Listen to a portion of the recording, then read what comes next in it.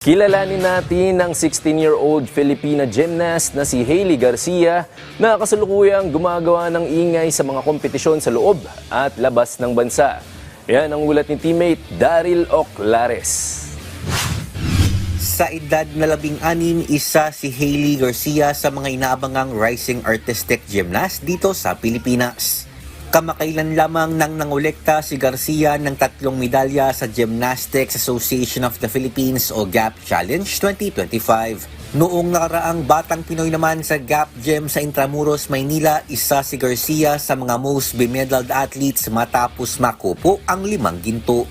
Pero hindi lamang sa local scene namamayagpag si Garcia dahil ilang parangal na rin ang kanyang nakuha sa Estados Unidos. Kabilang dito ang kanyang double silver medal sa 2025 World Olympic Gymnastics Academy o WOGA Classic Gem 2 noong Pebrero at ang 2 ginto at tig-1 pilak at tansong medalya sa 2025 Spring Rope Your Dreams Invitational 2025 nito namang Marso. Sa naging panayam ng PTV Sports kay Garcia, sinabi niya na bagamat ibinabandera na niya ang Pilipinas sa international gymnastics stage, hangad din niya na maging opisyal na miyembro ng ating pambansang koponan.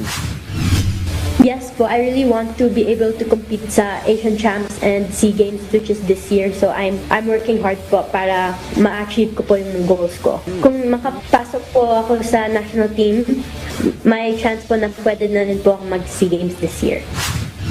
Tulad naman ng karamihan ng mga gymnast, isa rin si Hailey sa mga nabigyan ng inspirasyon ng Filipino double Olympic gold medalist gymnast na si Carlos Yulo.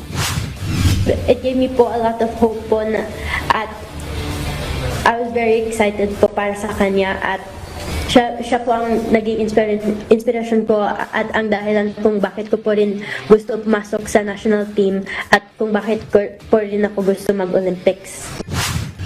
Sa ngayon, nasa Amerika ulit si Garcia para lumahok sa isa muling US Gymnastics competition.